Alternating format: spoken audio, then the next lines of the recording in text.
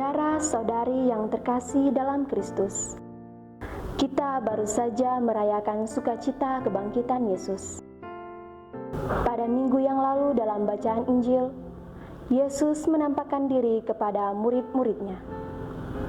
Pada minggu Paskah yang ketiga ini, bacaan Injil membawa kita melihat bahwa para murid sebelum mengalami penampakan Yesus yang ketiga kalinya, mereka memutuskan untuk kembali ke kehidupan harian mereka seperti sedia kala. Bagi para murid, kematian Yesus sungguh menjadi pukulan bagi mereka. Harapan pupus dan mereka putus asa. Petrus berinisiatif untuk kembali ke kehidupan biasa, mencari nafkah dengan menangkap ikan, dan menjalani hari demi hari seperti sebelum mengenal Yesus. Murid-murid yang lain pun juga mengikutinya.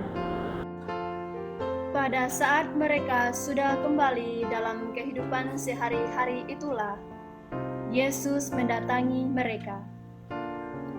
Ia hadir dan menyapa mereka dalam kehidupan biasa dan nyata. Ia masuk dalam pergulatan para muridnya yang merasa sia-sia ketika semalam-malaman bekerja keras tetapi tidak menangkap apa-apa. Ketika menampakkan dirinya, pada awalnya para murid tidak mengenali Yesus. Akan tetapi, pelan-pelan mereka akhirnya mampu mengenalnya.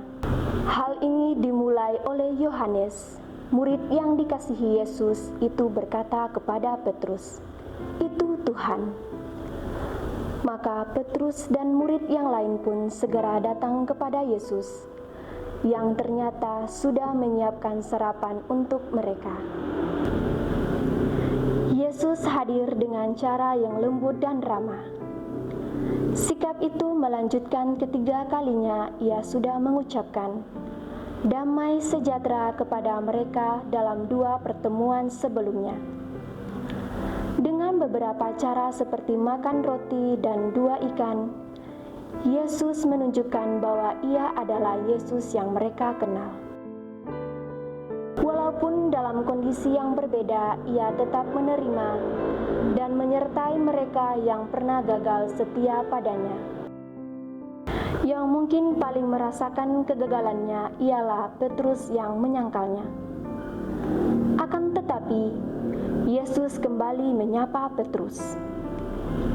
Di sini terlihat bahwa cinta kasih Allah tidak pernah berkurang karena keterbatasan yang ada dalam Petrus.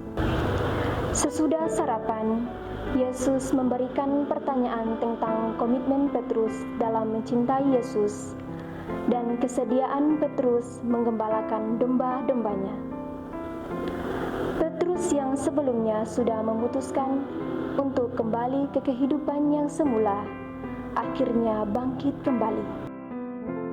Harapan dan semangatnya berkobar untuk menerima perutusan dari Tuhan, yakni menggembalakan domba-dombanya. Saudara-saudari yang terkasih dalam Kristus, Yesus hadir di mana saja dan kapan saja, tanpa dibatasi oleh ruang dan waktu. Yesus hadir dan masuk dalam kehidupan sehari-hari para murid, sekalipun ketika mereka melupakannya. Yesus tetap hadir, menyapa dan menyertai mereka. Sama halnya dengan kita, dalam kesibukan kita, Yesus tetap setia menyapa dan menunggu kita dengan sabar. Semoga kita semakin menyadari kehadiran Tuhan dalam kehidupan kita setiap hari dan mau berkomitmen untuk sungguh-sungguh mencintai Dia dan turut serta dalam perutusannya. Tuhan Yesus memberkati.